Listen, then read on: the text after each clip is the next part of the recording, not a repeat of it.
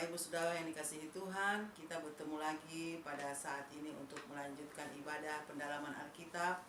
Untuk itu, mari kita mempersiapkan hati kita, hidup kita untuk beribadah kepada Tuhan. Dan kita akan angkat satu pujian doa untuk masuk dalam doa pembukaan. Kurasakan kasih-Mu Tuhan.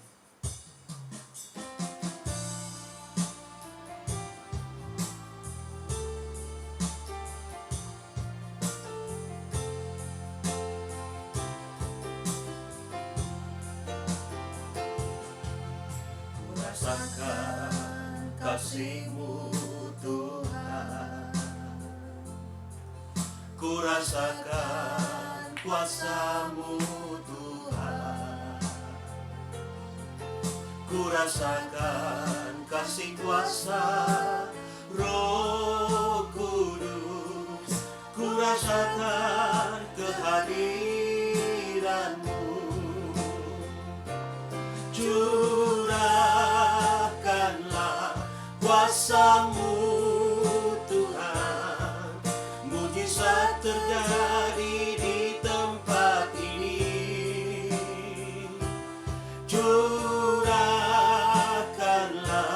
kuasa-Mu Tuhan, mujizat terjadi sekarang ini.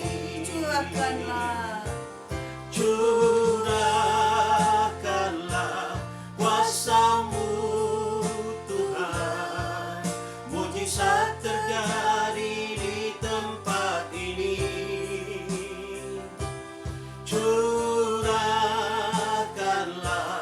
kuasa-Mu Tuhan, mujizat terjadi sekarang ini. Mujizat terjadi sekarang ini. Kami serahkan kepada hamba-Nya untuk bawa ke dalam doa. Umat Tuhan, mari kita berdoa. Bikosting alui kutunambau kunsnai. Saat ini kami kembali bertemu dalam hadirat-Mu melalui ibadah online PA untuk mempelajari kebenaran-Mu. Biarlah Tuhan kuduskan dan layakkan kami semuanya, baik para pelayan-Mu, seberapa umat-Mu yang mengikuti ibadah ini. Kiranya Tuhan kuduskan, layakkan kami masuk dalam hadirat-Mu, agar supaya apa yang kami kerjakan dari awal ibadah sampai selesai berkenan dan menyenangkan hati Tuhan. Kami berdoa Tuhan Yesus, buat para pelayan-Mu yang Tuhan pakai menjadi saluran berkat, siapapun mereka dan dimanapun Tuhan tempatkan dalam pelayanan saat ini. Biar Tuhan urapi dan berkati, sembunyikan di belakang salib-Mu. Tuhan impartasikan kuasa urapan-Mu memakai, supaya Tuhan dalam pelayanan mereka bisa menyalurkan berkat dan umat-Mu diberkati. Dan seberapa umat-Mu yang mengikuti ibadah online ini, semua dapat dijangkau, semua dapat diberkati oleh Tuhan. Seluruh sarana prasarana yang kami pakai, biar Tuhan memberkati dan mengurapi. Kalau ada pekerjaan iblis, kuasa kegelapan, roh-roh jahat yang coba ingin mengganggu, menghalang-halangi kami untuk melayani Engkau, untuk terlibat dalam ibadah online saat ini, di dalam nama Tuhan Yesus Kristus, kami hancurkan kekuatannya dan kami tolak perintahkan arah Tuhan Yesus berkuasa. Terima kasih Tuhan, berhadiratlah Tuhan, karuniakan roh pujian di hati untuk kami percayai, di mulut untuk kami lantunkan. Sekarang kami rindu masuk dalam hadirat-Mu, berbakti memuliakan, membesarkan nama-Mu, dan hamba-Mu tabiskan ibadah saat ini di dalam nama Bapa, Anak laki-laki dan Roh Kudus, yaitu Tuhan Yesus Kristus. Haleluya. Semua yang percaya cinta Tuhan berkata amin. Baik, puji Tuhan, kita akan memuji-muji Tuhan. Kita angkat itu pujian Sukacita Surga.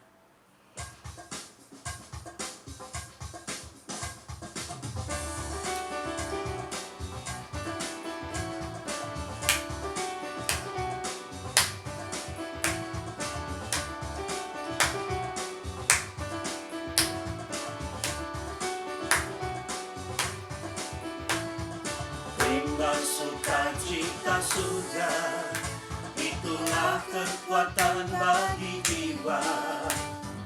Dapat rasakan kasih-Nya di tengah badai yang bergelora. Rimba sukacita surga, itulah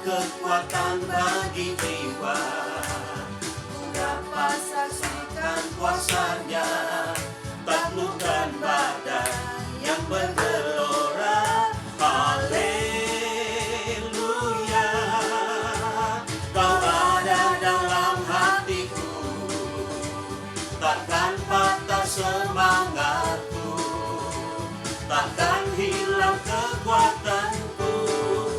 Haleluya, ku mau bersorak bagimu, sukacita surga nyata penuhiku.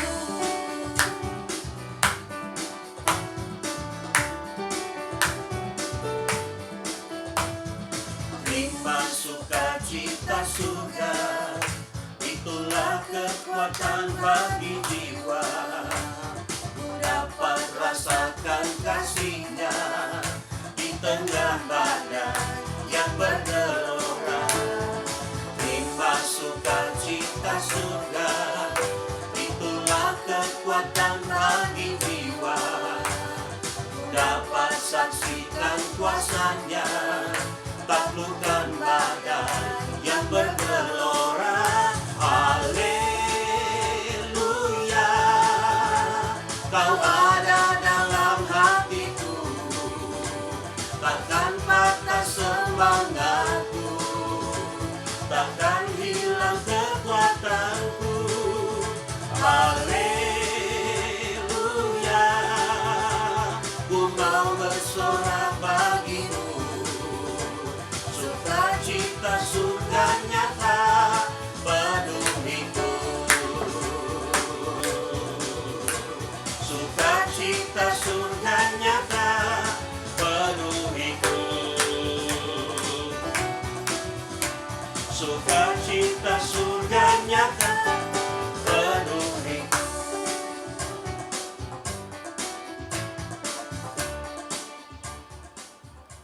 Puji Tuhan, Tuhan memberkati puji-pujian kita kepada Tuhan. Dan saat ini kita akan memberikan persembahan kita kepada Tuhan. Untuk itu kita angkat satu pujian. Ku bawa kepadamu persembahanku.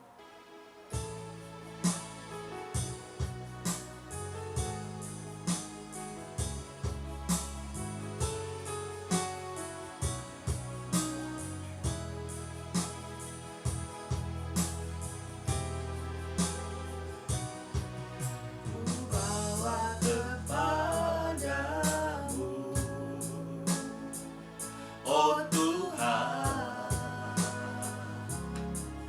persembahanku ini, ku ingin Engkau menerima korban syukurku melalui pujian. Takkan pernah ku bawa selain yang terbaik, yang harum dan sejati di hadapan tatamu.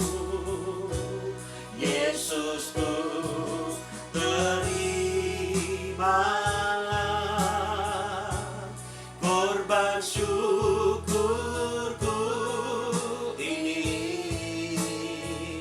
yang mengalir di hatiku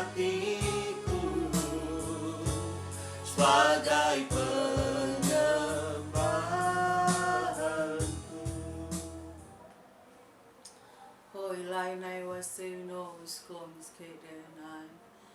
Segala puji, hormat, kemuliaan hanya bagimu Bapa di surga. Bapa yang kami sembah dalam nama Tuhan Yesus Kristus. Kami naikkan pujian, syukur, terima kasih Bapa, buat segala kebaikan dan kasih setia Tuhan dalam kehidupan kami. Buat kekuatan kesehatan yang baik, buat berkat-berkat-Mu yang kami pakai selama kami hidup. Semua karena kebaikan Tuhan. Terima kasih Bapa, terima kasih. Saat ini Bapa, sesudah kami memuji-muji nama-Mu, kami rindu memberikan persembahan kami kepadamu. Biar kiranya Tuhan kuduskan hati kami, kuduskan hidup kami, sehingga kami dapat memberikan persembahan yang berkenan kepadamu. Dan biarlah Tuhan kami memberikan dengan penuh sukacita. Dan kiranya Tuhan memberkati benda-benda mati yang kami persembahkan, sehingga boleh menjadi jiwa-jiwa yang hidup yang dapat memuliakan nama Tuhan. Terima kasih Bapa. Berkati seluruh sidang jemaat-Mu, anak-anak-Mu, hamba-hamba-Mu dimanapun mereka berada. Berkati dalam pekerjaan usaha mereka yang berbeda-beda. Berkati pelayanan hamba-hamba-Mu Tuhan. Terima kasih Bapa. Kami mau kerjakan semuanya ini hanya di dalam nama Tuhan Yesus Kristus. Haleluya. Amin. Baik. Puji Tuhan, kita akan memberikan persembahan kepada Tuhan. Kita angkat satu pujian. Diberkatilah orang yang mengandalkan Tuhan.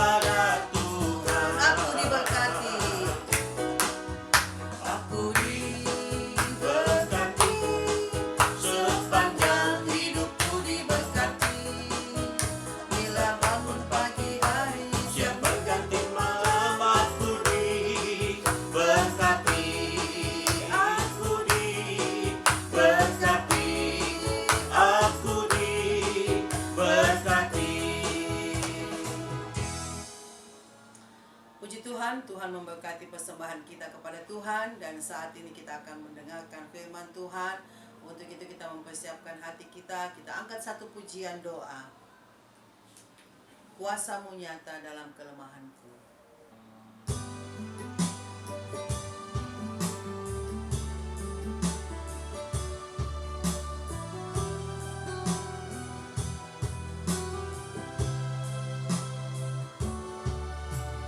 Kuasa-Mu nyata di dalam kelemahanku, kekuatan-Mu menopang seluruh hidupku. Dari mana datang pertolonganku? Hanya Yesus pertolonganku. Engkaulah sumber kekuatan hatiku, tempat persembunyianku. Engkau penolong di saat susahku, tempat perlindunganku. Kau menerang dan perisai di hidupku.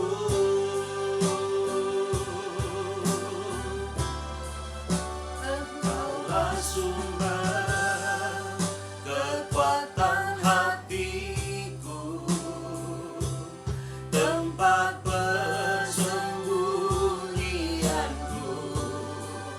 Engkau penolong di saat susahku, tempat perlindunganku. Kau menerang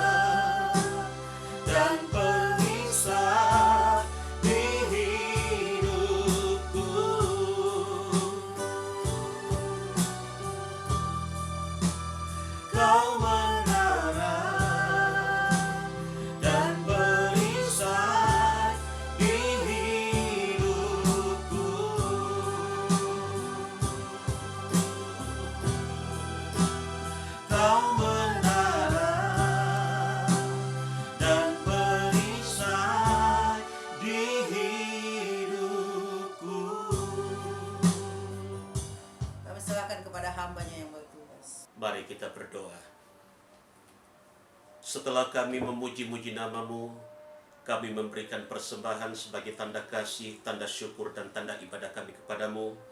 Tiba saatnya kami rindu melanjutkan materi pelajaran PA khusus tentang kitab Wahyu. Urapi hamba-Mu, urapi seberapa umat-Mu yang mengikuti ibadah ini. Lalu biarlah Tuhan kami mendapatkan tambahan pengetahuan baru. Kami mendapatkan pencerahan di dalamnya. Pengetahuan kami semakin dipertambahkan, iman kami bertumbuh. Kami tahu apa yang harus kami persiapkan dalam perjalanan kehidupan kami ke depan, agar supaya kami menjadi gereja-Mu yang disempurnakan di dalam roh, jiwa, dan tubuh. Urapi kami semua, dan kalau ada pekerjaan iblis kuasa gelap, roh-roh jahat yang coba ingin mengganggu, menghalangi kami untuk belajar kebenaran-Mu, dalam nama Tuhan Yesus Kristus, kami mau ikat, kami tolak dan perintahkan keluar, pergi ke tempat-Mu dan jangan mengganggu kami. Darah Tuhan Yesus berkuasa yang membungkus dan menguduskan kami. Terima kasih Tuhan. Seperti Maria kami mau duduk di kaki-Mu. Berfirmanlah, sampaikan isi hati-Mu. Dalam berkat nama Tuhan Yesus Kristus, kami siap bersekutu dengan kebenaran-Mu. Haleluya. Amin. Baik, puji Tuhan. Shalom. Salam dalam kasih Tuhan Yesus. Selamat kita bertemu kembali dalam ibadah online untuk PA kali ini. Saya ingatkan kita bahwa pertemuan kemarin kita sudah sempat membahas kitab Wahyu ini sangat penting, karena di dalamnya ada rencana Tuhan untuk membawa gereja Tuhan masuk kepada kesempurnaan. Bapak Ibu Saudara, saya lanjutkan materi ini. Jadi seperti pertemuan kemarin saya baca, karena ini memang pewahyuan, vision. Jadi seperti yang Tuhan sampaikan kepada hamba Tuhan yang mendapatkan vision ini, jadi saya baca, kemudian ada hal-hal mungkin yang sedikit dijelaskan. Saya lanjutkan. Perhatikan supaya gerejaku atau hambaku yang hidup di akhir zaman ini, di mana gerejaku akan disempurnakan menjadi gereja pengantin melalui kegerakan besar, sudah diambang pintu. Untuk itu harus membaca kitab Wahyu dan menyelidiki dengan seksama. Buku Wahyu ini berisi perkara-perkara yang heran dan yang akan diterangkan dari pasal datang kepada pasal. Adapun pewahyuan ini sangat berguna bagi gerejaku, bagi semuanya. Mari kita perhatikan Alkitab di dalam 2 Timotius pasal 3 ayat yang ke-16 dan ayat yang ke-17. Saya bacakan dalam terjemahan Bode. Adapun tiap-tiap kitab yang diwahyukan Allah berfaedah bagi pelajaran, bagi hal menyatakan yang salah, bagi hal memperbaiki yang rusak, dan bagi hal mengajarkan jalan yang benar. Ayat 17, supaya hamba Allah itu sempurna, terlengkap bagi segala perbuatan yang baik.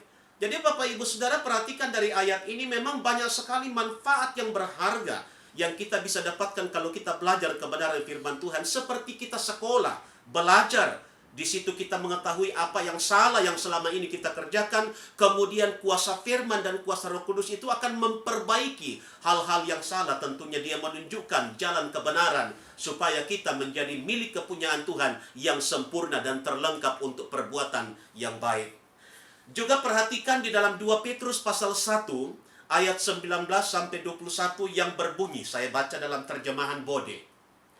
Maka adapun kepada kita perkataan yang dinubuatkan menjadi lebih teguh, maka baiklah kamu perhatikan dia seperti akan pelita yang bercahaya di dalam suatu tempat yang gelap, sehingga hari siang dan bintang timur terbit bercahaya dalam dirimu. Tetapi yang terutama sekali hendaklah kamu ingat perkara ini, yaitu tiada suatu nubuat dalam Alkitab itu datang daripada akal orang sendiri, karena tiada pernah ada nubuat yang jadi dengan kehendak manusia, melainkan datangnya daripada Allah, diucapkan oleh orang yang digerakkan oleh Roh Kudus. Sedikit saya sampaikan penjelasan dari 2 Petrus pasal 1 ayat 19 sampai 21, bahwa apa yang diwahyukan oleh Tuhan kepada umatnya, kepada orang-orang tertentu yang dipilih menjadi saluran berkat untuk mendapatkan pesan-pesan Tuhan, itu bukan datang dari akal-akal manusia, tetapi betul-betul itu datang dari petunjuk Tuhan. Ya, tidak ada sesuatu yang datang dari akal orang itu sendiri. Seperti yang kemarin saya sampaikan bahwa ketika hamba Tuhan dibawa rohnya, diangkat kemudian diajar di aras Allah, maka memang di situ tidak ada akal mereka untuk menguraikan dengan sendirinya. Tetapi apa yang mereka dengar, apa yang mereka saksikan, itulah yang mereka sebutkan, kemudian itu dicatat oleh orang-orang yang hadir pada waktu itu. Ya, jadi itu digerakkan oleh kuasa Roh Kudus. Bapak Ibu Saudara, untuk mengetahui rahasia kitab Wahyu ini, kamu perlu menyerah kepadaku, kepada Rohku, karena aku yang mempunyai kitab ini. Aku juga yang mengungkapkannya. Perhatikan, hambaku, kurang lebih 2000 orang penafsir kitab Wahyu ini yang keliru menafsirkannya sehingga menyesatkan gereja-gerejaku. Jadi Tuhan memberikan penjelasan bahwa sudah banyak hamba-hamba Tuhan yang rindu menafsirkan kitab Wahyu ini, tetapi sangat disayangkan dari sekian banyak hamba-hamba Tuhan ini, banyak mereka keliru dalam menafsirkannya. Dan itu banyak yang ada di luar sana. Tapi kita mau belajar seperti yang diwahyukan oleh Tuhan. Kitab Wahyu ini pertama kali ditulis dalam bahasa Yunani Koine dan bahasa Ibrani. Bahasa Yunani Koine adalah bahasa Yunani umum yang menjadi bahasa internasional pada abad pertama Masehi.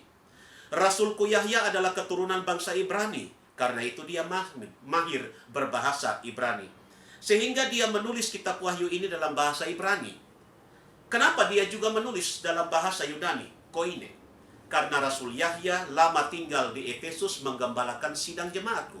Di kota Efesus ini dia bergaul dengan orang Yunani, sehingga dia dapat menulis dengan bahasa Yunani Koine. Kitab Wahyu ini ditulis pada tahun 96 Masehi di Pulau Patmos ketika dia selesai berpuasa selama 7 hari di tepi pantai. Rasulku Yahya adalah satu-satunya rasul yang aku karuniakan karunia mengajar yang luar biasa. Cara mengajar Rasul Yahya hampir sama dengan aku, karena dia mempunyai gaya mengajar melebihi segala rasul yang lain. Memang setiap rasul punya kelebihan masing-masing. Ada yang fasih lidah, ada yang punya kelebihan masing-masing. Tetapi di mata Tuhan Yesus, Rasul Yahya ini gaya mengajarnya itu mirip Tuhan Yesus. Dalam kitab Wahyu ini kamu akan temui ada 7 kata bahagia. Jadi kita akan menemukan ada 7 kata bahagia. Yang pertama, Wahyu pasal 1 ayat yang ketiga. Jadi bayangkan ada 7 kata bahagia. Dan saya ingatkan Bapak Ibu Saudara, angka 7 itu angka kesempurnaan. Artinya ada berkat yang utuh yang kita dapatkan. Saya lanjutkan. Wahyu pasal 1 ayat yang ketiga. Berbahagialah ia yang membacakan dan mereka yang mendengarkan kata-kata nubuat ini dan yang menuruti apa yang tertulis di dalamnya, sebab waktunya sudah dekat. Jadi Tuhan mengatakan orang yang berbahagia adalah orang yang membaca. Apalagi? Bukan hanya membaca, tapi mendengarkan kata-kata nubuat. Dan juga yang menuruti apa yang tertulis di dalamnya. Jadi umat Tuhan, bayangkan kalau kita bersekutu dengan kebenaran firman Tuhan, apalagi melalui pendalaman Alkitab. Seperti yang kita ikuti sudah beberapa kali dan beberapa saat ke depan, kita mendengarkan pesan-pesan Tuhan, rahasianya diungkapkan, kita membacanya, iman kita bertumbuh, kemudian kita tahu bahwa kita akan diperkaya di dalam kebenaran, rohani kita bertumbuh dan kita bisa membagikan itu kepada yang lain. Yang kedua, Wahyu pasal 14 ayat yang ke-13, ada kata bahagia yang kedua, Wahyu 14 ayat yang ke-13. Dan aku mendengar suara dari sorga berkata, tuliskan, berbahagialah orang-orang mati yang mati dalam Tuhan. Sejak sekarang ini, sungguh kata Roh, supaya mereka boleh beristirahat dari jerih lelah mereka, karena segala perbuatan mereka menyertai mereka. Yang Tuhan kategorikan orang yang berbahagia adalah mereka yang meninggal di dalam Tuhan. Mereka orang yang mati dalam Tuhan ini artinya orang-orang yang sudah menjadi milik Tuhan. Orang-orang yang sudah lahir baru, orang-orang yang sudah setia kepada Tuhan. Dan ketika mereka setia kepada Tuhan, akhirnya Tuhan sayang, Tuhan panggil pulang, walaupun mereka harus melalui kematian, tetapi mereka masuk pada kebangkitan yang pertama. Mereka pasti akan dibangkitkan dan mereka masuk kategori orang-orang yang berbahagia. Yang ketiga, Wahyu pasal 16 ayat yang ke-15. Kata bahagia yang berikut kita dapatkan di situ, saya baca, lihatlah aku datang seperti pencuri, berbahagialah dia yang berjaga-jaga dan yang memperhatikan pakaiannya, supaya ia jangan berjalan dengan telanjang dan jangan kelihatan kemaluannya. Jadi mohon maaf saya baca sesuai dengan terjemahan Bode. Tuhan kategorikan orang yang berbahagia adalah orang yang menjaga pakaiannya. Pakaian ini berbicara tentang perbuatan-perbuatan kita. Jadi Bapak, Ibu, Saudara, kita semua yang ada, setelah kita diselamatkan oleh Tuhan, ada tanggung jawab bagaimana kita menjaga hidup kudus, hidup benar di hadapan Tuhan, sampai Tuhan datang pada kali yang kedua. Maka kita masuk pada kategori orang-orang yang berbahagia. Yang berikut, Wahyu pasal 19 ayat yang ke-9. Kita temukan ada satu lagi kata bahagia di situ.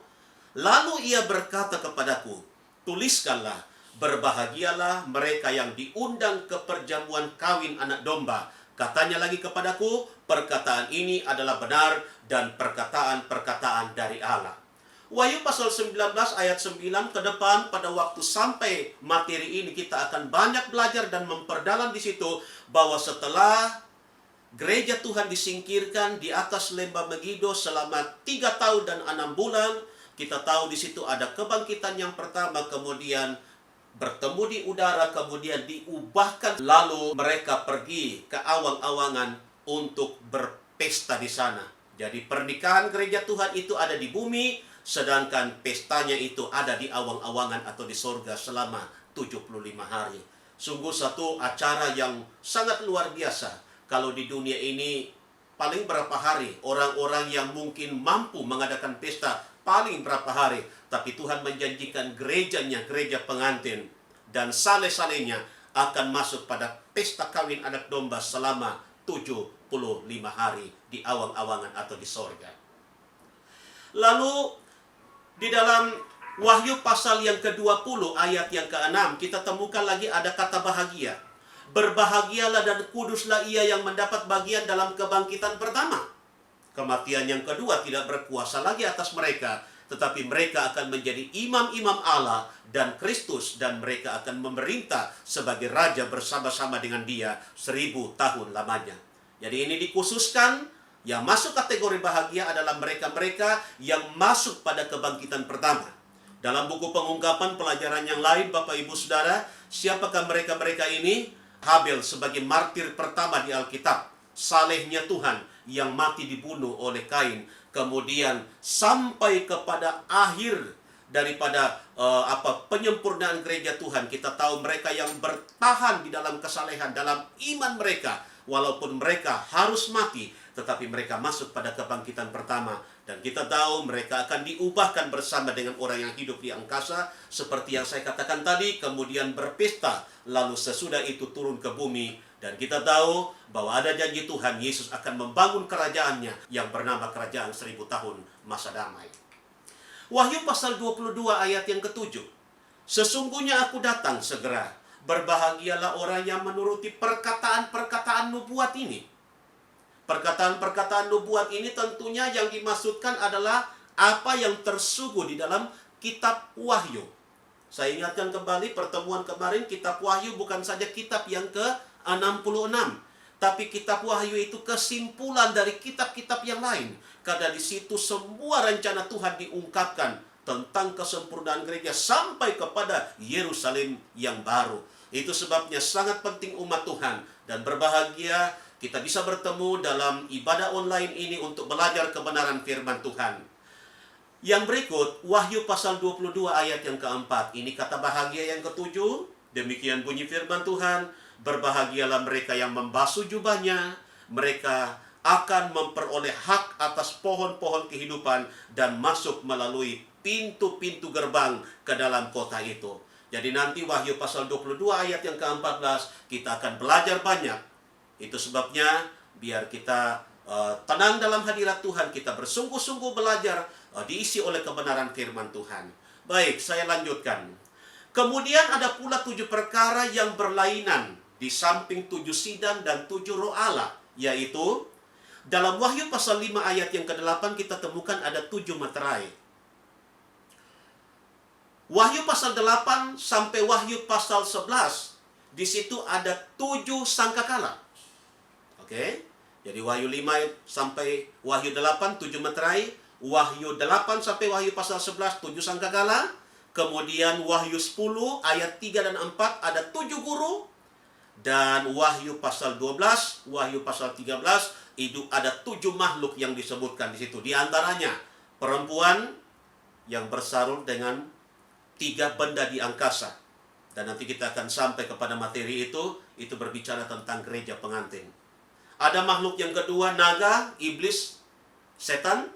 Ada makhluk yang ketiga namanya anak laki-laki. Nanti kita akan belajar ini saudara sesungguhnya dari Tuhan Yesus yang kelahirannya dari perempuan perawan yang pada waktu itu diperkirakan 17 tahun dan kelahirannya itu dari karya Roh Kudus dan jumlah mereka adalah 144.000. Ada makhluk yang berikut namanya benih perempuan, ada penghulu malaikat, kemudian ada binatang yang keluar dari laut, Wahyu pasal 13, dan itu berbicara tentang antikris, dan ada binatang buas yang bertanduk 2 yang keluar dari dalam bumi, dan itu berbicara tentang nabi-nabi palsu. Yang berikut, ada dalam Wahyu pasal yang ke-16, 7 bokor murka Allah. Wahyu pasal 17 sampai Wahyu pasal 21 ada 7 bala. Dan yang ke-7, 7 ciptaan yang baru. Ada langit baru, ada bumi baru, ada Yerusalem baru, ada pemerintahan baru, ada bangsa yang baru, ada sungai hayat, ada pohon hayat. Saya lanjutkan. Demikianlah aku mengungkapkan kepada hamba-hambaku perkara-perkara yang tak dapat tiada akan terjadi dengan segeranya. Perhatikan firmanku berikut ini. Wahyu 1 ayat 3.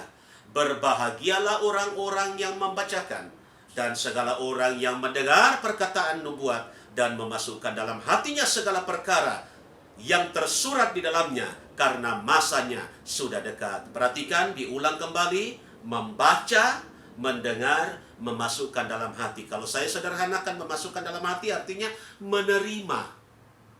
Kita bersyukur bahwa kita tidak perlu lagi bagaimana caranya mencari dengan akal kita, dengan logika kita, karena Tuhan sudah bermurah hati mengungkapkan rahasianya kepada hamba-hamba Tuhan yang sudah membayar harga. Jadi tinggal kita membaca, kita mendalami, kita praktekkan, maka kita akan mendapatkan berkat yang luar biasa. Wahyu 22 ayat 7, ingatlah aku datang dengan segeranya. Berbahagialah orang yang menurut segala perkataan dalam kitab ini. Puji Tuhan. Jadi kita percaya bahwa pada waktu kita belajar kitab Wahyu, kita membaca, kita mendalami, kita tarik intisari, kita praktekkan dalam perjalanan hidup kita, maka kita adalah kategori orang-orang yang berbahagia. Baik, kita akan masuk pada pengungkapan rahasia kitab Wahyu. Jadi hari ini kita akan lanjutkan sedikit mulai dari pasal 1 ayat 1 sampai ayat yang ke-20. Ini berbicara tentang pengungkapan kitab Wahyu untuk pasal 1. Pasal 1 ini terbagi atas 4 bahagian, yaitu Wahyu pasal 1 ayat 1 sampai 3 itu pendahuluan. Ayat yang ke-4 sampai ayat yang ke-6 salam kepada 7 sidang jemaat. Ayat 7 dan ayat yang ke-8 itu berbicara tentang ketetapan tentang kedatangan Tuhan. Lalu ayat 9 sampai ayat yang ke-20 wahyu kepada Yahya atau Rasul Yohanes di Pulau Patmos. Kita masuk kepada pendahuluan Wahyu pasal 1 ayat 1 sampai 3. Saya baca ayat pertama, demikian bunyi firman Tuhan terjemahan Bode, bahwa inilah wahyu dari Yesus Kristus yang dianugerahkan Allah kepadanya, supaya ditujukan kepada hambanya perkara-perkara yang tak dapat tiada akan jadi dengan segeranya. Maka disuruhnya malaikatnya memberitahu dia kepada hambanya, yaitu Yahya. Jadi kalau kita perhatikan penjelasan ayat 1 ini, Tuhan mau memberitahu bahwa dialah yang memberikan wahyu itu. Jadi buku wahyu ini sesungguhnya adalah wahyunya Yesus Kristus. Wahyu itu artinya menyingkap atau menyatakan kenyataan, membuka tabir. Oleh karena itu segala nubuatan di dalam buku ini semua akan terjadi dan akan menjadi pengalaman langsung bagi gerejaku, bagi kita umat Tuhan, seperti pembagian yang telah ditetapkan. Buku Wahyu ini sangat penting sekali untuk dipelajari secara teliti oleh hamba-hambaku yang bernaung di berbagai organisasi gereja dari keempat penjuru alam. Apalagi pada zaman penghabisan ini, karena di dalamnya menunjukkan perkara-perkara yang luar biasa yang akan berlaku dan sedang berlaku, agar semua hamba-hambaku memperhatikannya dan berjaga-jaga. Buku Wahyu ini mengungkapkan rahasia-rahasia Allah bagi gerejaku dan juga umat manusia. Buku Wahyu ini sangat penting artinya dan tak dapat dipisahkan dari buku-buku yang lain. Buku Wahyu adalah buku terakhir pada Alkitab yang ke-66 yang mencakup seluruh perjanjian-perjanjian dalam Alkitab dan menjadi tujuan yang terakhir bagi gerejaku.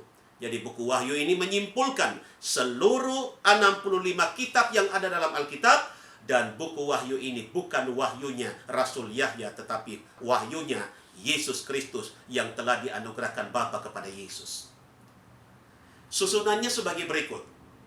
Jadi kita lihat bagaimana Bapa mengaruniakan kepada Tuhan Yesus. Kemudian Tuhan Yesus menganugerahkan itu kepada malaikat Jibril. Malaikat Gabriel atau Jibril ini malaikat pekabaran. Di mana-mana dalam perjanjian lama sampai kepada perjanjian baru kita temukan tugas malaikat ini ada hubungannya dengan pemberitaan, pekabaran, membawa pesan. Lalu malaikat Jibril ini menganugerahkan kepada Rasul Yahya pada waktu dia berpuasa selama 7 hari di Pulau Patmos di tepi pantai. Lalu Rasul Yahya akhirnya menulis lalu menganugerahkan kepada gereja-gerejaku. Sebenarnya aku dan Bapakku itu sama adanya. Kalau kita perhatikan firman Tuhan dalam Yohanes pasal 10 ayat yang ke-30, aku dan Bapa itu satu adanya. 1 Yohanes pasal 5 ayat yang ke-7, sebab ada 3 yang memberi kesaksian di dalam surga, Bapa, Firman, dan Roh Kudus, dan ketiganya adalah satu. Yahya atau Yohanes pasal 1 ayat 1, maka pada awal pertama adalah firman, dan firman itu bersama-sama dengan Allah, dan firman itulah juga Allah. Jadi kalau kita temukan Yesus Kristus, kalau di luar sana ada orang yang mulai mengkelompok-kelompokkan, mengkelas-kelaskan, Bapa itu lebih tinggi, Yesus itu di bawah, kemudian Roh Kudus katanya itu pesuruh, maka melalui ayat-ayat ini kita menemukan bahwa Tritunggal itu satu kesatuan yang tidak bisa dipisahkan satu dengan yang lain, hanya berbeda dalam fungsi dan peranannya. Yang harus kamu perhatikan bahwa di dalam kitab Wahyu aku menyatakan diriku sebagai anak manusia, seperti firmanku. Perhatikan, saya baca Wahyu pasal 1 ayat yang ke-13.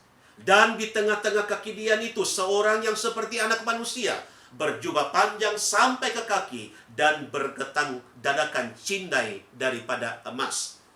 Pada waktu Tuhan Yesus ada di bumi bersama-sama dengan para rasulnya, tubuh Tuhan Yesus itu sangat terbatas, sehingga rahasia kedatangannya kedua kali itu juga dirahasiakan. Perhatikan. Jadi waktu Yesus mengucapkan kalimat ini, memang dia terbatas secara tubuh. Matius pasal 24 ayat yang ke-36.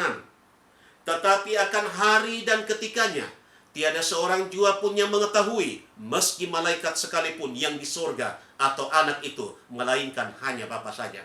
Jadi waktu Yesus menyampaikan itu, memang Yesus secara fisik memang dia terbatas di dunia ini.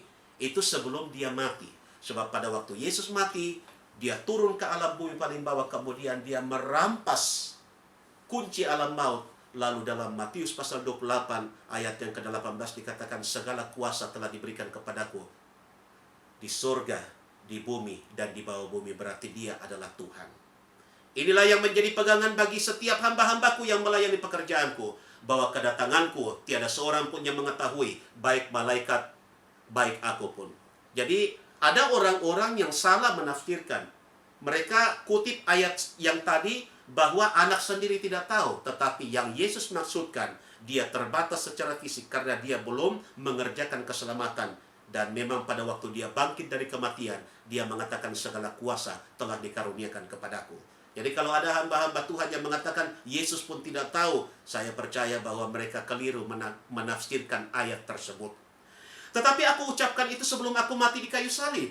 Tetapi setelah aku bangkit dari antara orang mati, maka keadaan itu berubah, karena beberapa saat sebelum aku terangkat ke surga, aku bersabda kepada rasul-rasulku seperti firmanku dalam Matius pasal 28 ayat 18 sampai 20 dan Markus 16 ayat 15 sampai ayat yang ke-20. Ini yang saya maksudkan tadi, bahwa segala kuasa telah dikaruniakan kepada Yesus Kristus. Segala kuasa di surga baik di bumi diserahkan kepadaku, maupun di bawah bumi diserahkan kepadaku. berarti rahasia kedatanganku berubah. Oleh sebab itu Rasulku Paulus menulis surat kepada sidang jemaat yang ada di Tesalonika bahwa kedatanganku mempunyai tanda-tanda. Perhatikan 2 Tesalonika pasal 2 ayat 1-12, nanti umat Tuhan bisa baca sebagai referensi bahwa orang-orang yang hidup di dalam terang kedatangan Tuhan itu tidak seperti pencuri. Dalam 1 Tesalonika pasal 5 ayat yang keempat, tetapi kamu ini hai saudara-saudaraku, tiadalah di dalam gelap hingga hari itu menimpa kamu seperti seorang pencuri. Jadi kalau anak-anak terang, anak-anak Tuhan yang hidup dalam persekutuan dengan Tuhan, tentunya kedatangan Tuhan itu bukan sesuatu yang menakutkan, tetapi betul-betul Tuhan sudah ungkapkan rahasianya, apalagi di dalam kitab Wahyu.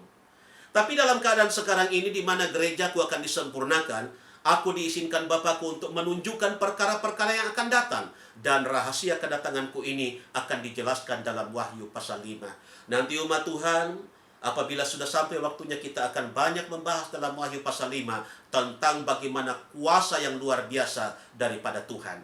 Ya umat Tuhan, kita lanjutkan. Tanda-tanda dari kedatanganku telah aku peringatkan kepada rasul-rasulku dan murid-muridku. Perhatikan firmanku di dalam Matius pasal 24 ayat 3-51, Markus 13 ayat 3-37, Lukas pasal 21 ayat 5-6, Yahya atau Yohanes 16 ayat 1-3.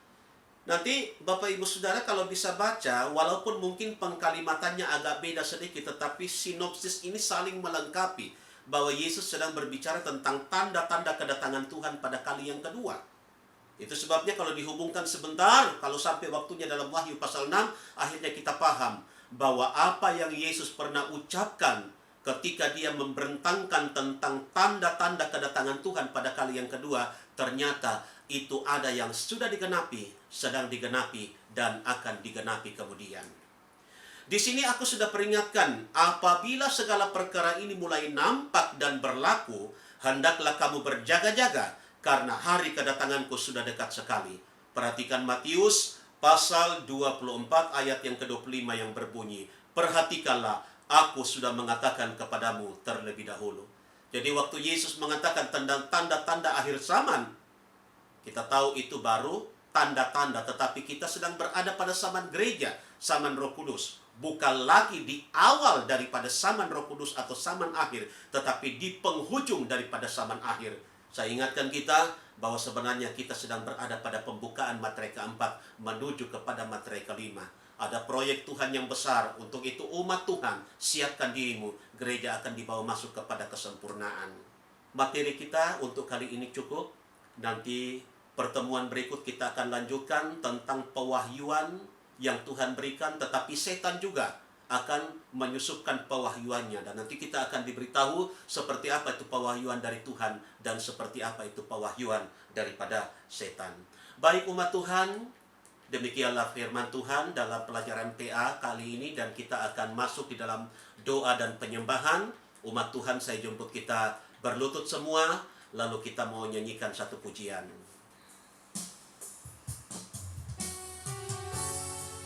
Ku rindu selalu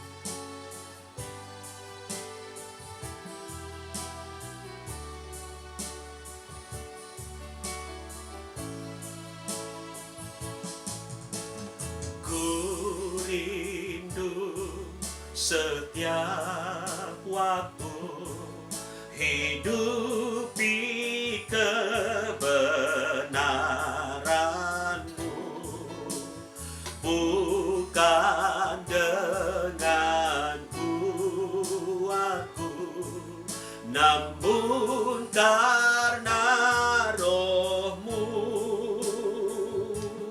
Yesus yang ku pegang teguh.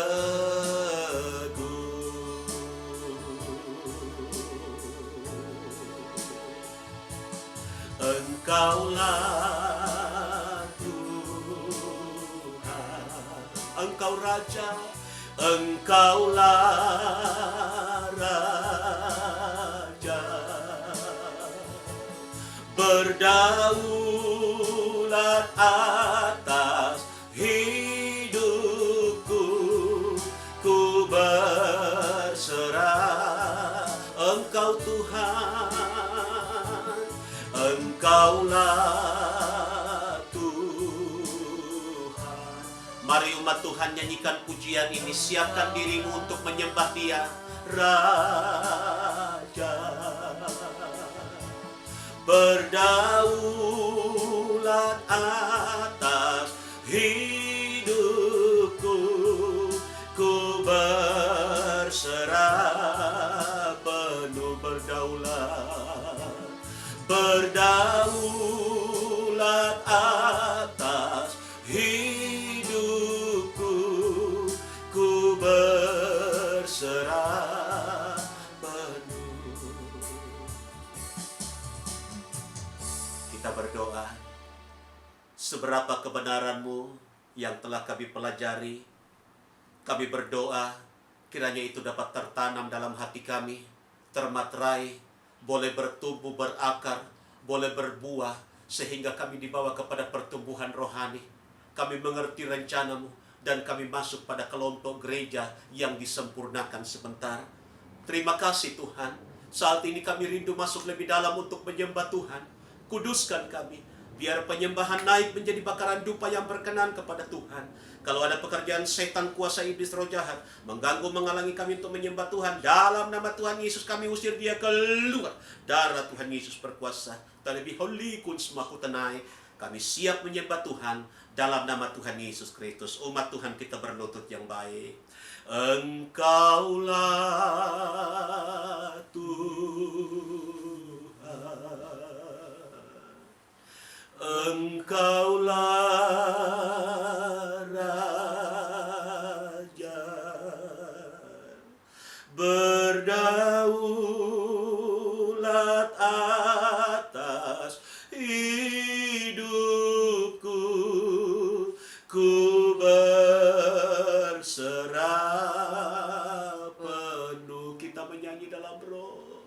Light be shine tonight, God. Asha my Lord, He like an sitrailam inairam hurnai lishkam hopnan tona manalish yanamol antona manabalo karimini kito nabayak sedana tolina hatura manalay. Urni dilikitan hondele tumba hakusi de belaya kumana labato na biya dua to na manaya. Untray nakol ato ni beheto ni pato ni babiat san lor nahala kuntana naman labato na katana namanay. Selo sinhandaro na naman ang malayno tanabakunsan. Hallelujah, manalabat ako pariminilik ito na naman ako tanay. Lirno inalalaban na bata ko tribiniblik ito na manay. Andro milahakun sa libinilakon hatra minakumbala ito na labadayan. Inga na ito na labahon sinili ko na ito na bada minahalo inalalaban na manalakon na Rich kita tanah bahalam mana batan nolong inga na tanah halus ya no di dalam makunhan remolor ni dilale debur ni kata patah tu di dalam mana ko tanah mana kana interest ni lohun si kata mana na patanda bari no lamay urni kata la patudahan sa na menilo ko na mana patuloy kontray irna nalapatan na badihan ko nila biniakan say. Hallelujah, hallelujah. Shalibidilori kanananay. Umat Tuhan, kita masih ada dalam hadirat Tuhan. Ambil waktu beberapa saat untuk kontak secara pribadi dengan Tuhan. Dimanapun kita berada saat ini, Dia ada di depan kita. Roma 8 ayat 26 firman Tuhan mengingatkan kita, Roh menolong kita dalam segala kelemahan. Engkau yang sakit, yang sedang mengalami pergumulan,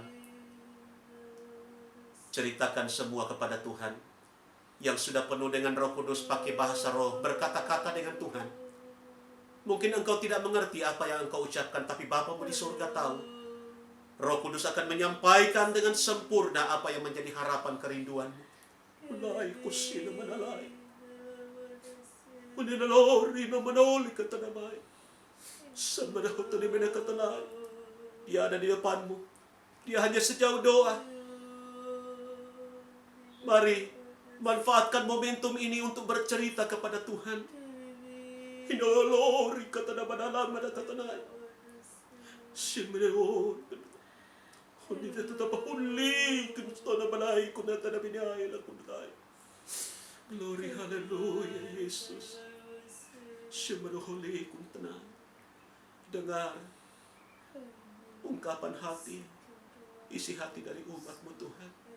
Engkau sudah mendengar, Engkau sudah menampung dalam kirbat-Mu. Dan Engkau sedang mencurahkan jawaban itu kepada kami umat-Mu. Terima kasih Tuhan, terpujilah nama-Mu. Terima kasih. Umat Tuhan, penyembahan dan doa-doa pribadi selesai. Umat Tuhan, mari kita siapkan diri kita masuk dalam doa syafaat. Kita nyanyikan pujian ini, tak berhenti percaya.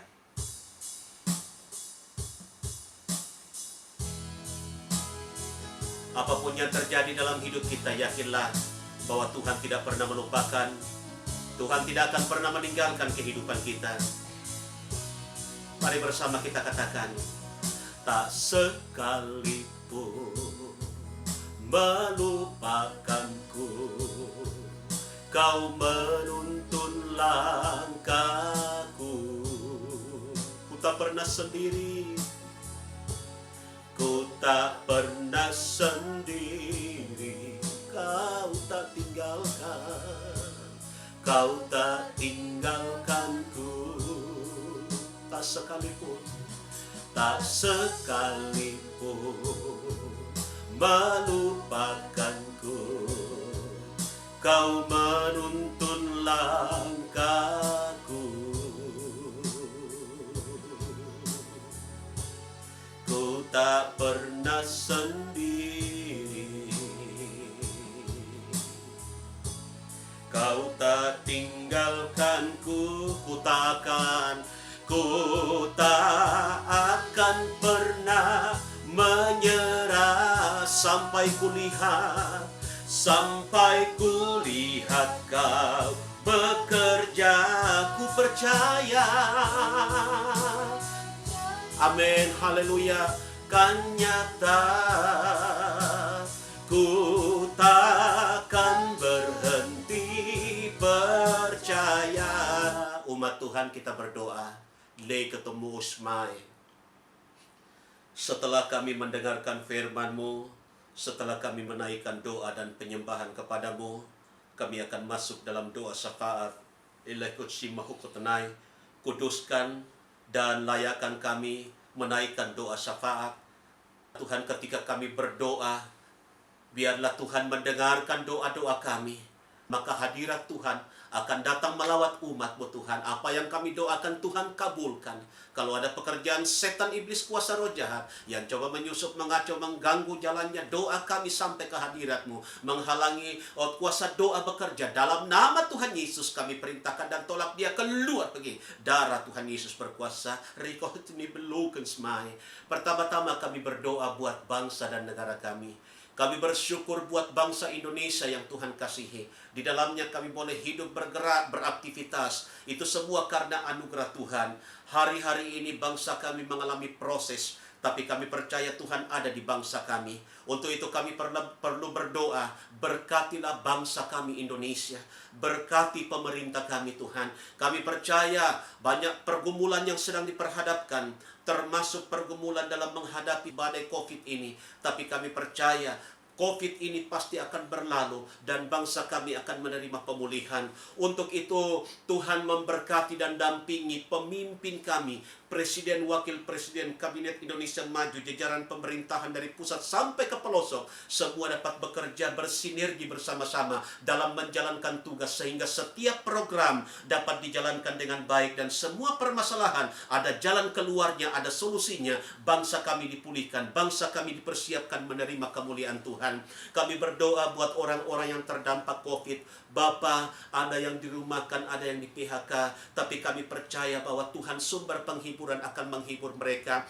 Tuhan Yesus, berapapun sisa berkat yang ada di tangan mereka, Tuhan berikan hikmat bagaimana mengelola berkat yang ada, sehingga dengan berkat yang ada mereka pakai untuk memulihkan nama-Mu Tuhan Yesus. Untuk itu yang mencari pekerjaan, berikan pekerjaan bagi mereka. Dalam pendidikan anak-anak kami, Tuhan Engkau berikan hikmat akal budi, sehingga dalam menempuh pendidikan, walaupun hari-hari ini mereka harus belajar dari rumah secara online, tapi kami percaya Tuhan sumber hikmat dan pengetahuan akan menolong anak-anak kami, sehingga mereka boleh belajar dengan baik, dengan tenang. Untuk itu jauhkan anak-anak kami dari semua pengaruh-pengaruh yang tidak baik. Lalu biarlah anak-anak kami dapat bertumbuh dalam kebenaran. Mereka boleh sehat-sehat senantiasa. Mereka boleh menjadi anak yang taat dan memuliakan Tuhan.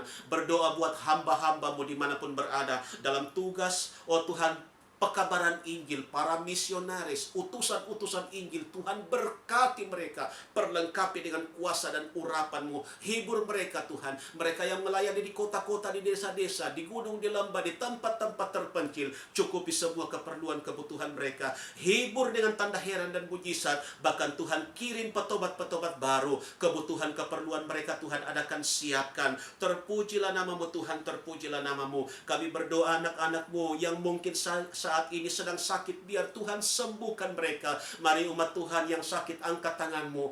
Tuhan, tangan yang terangkat, tanda mereka berserah kepadamu. Biarlah Tuhan alirkan kuasa bilur Yesus menjamah dan menyembuhkan setiap sakit penyakit yang mengikat anak-anak-Mu, apapun itu. Dalam nama Tuhan Yesus Kristus kami cabut, kami perintahkan dan tolak keluar.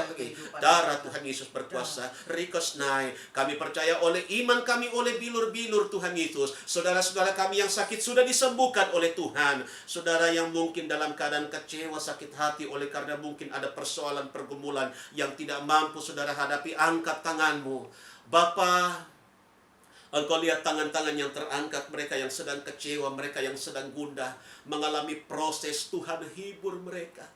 Tuhan, luka-luka batin Tuhan sembuhkan mereka. Dalam nama Tuhan Yesus, Tuhan pulihkan mereka. Railo kotanamai, biarlah kasih-Mu memulihkan. Hati yang luka dipulihkan. Dalam nama Tuhan Yesus, biarlah mereka boleh melepaskan pengampunan. Karena ketika kami melepaskan pengampunan, maka kedua belah pihak pasti dipulihkan oleh Tuhan. Kasih menutup banyak dosa. Untuk itu Tuhan Yesus, pulihkan hubungan kami sesama anak-Mu, sesama, oh Tuhan Yesus, keluarga barangkali, sesama teman kerja, bahkan handai tolan. Tuhan, pulihkan hubungan kami sehingga kami menjadi anak-anak-Mu yang menghidupi kebenaran-Mu. Terima kasih Tuhan, apapun yang menjadi rencana-rencana kami ke depan, Bapa, dalam nama Tuhan Yesus, ke dalam tangan-Mu kami pertaruhkan hidup kami. Kami percaya kami berjalan bersama dengan Tuhan, maka yang terbaik Tuhan karuniakan. Terpujilah nama-Mu Tuhan. Inilah doa, ini syukur, ini harapan yang kami bawa kepadamu. Hamba-Mu alaskan doa syafaat dan minta terima jawaban itu dengan iman di dalam nama Tuhan Yesus Kristus. Haleluya. Amin. Umat Tuhan, mari kita berdiri semua. Kita mau tutup ibadah online kita dan kita nyanyikan pujian El Shaddai.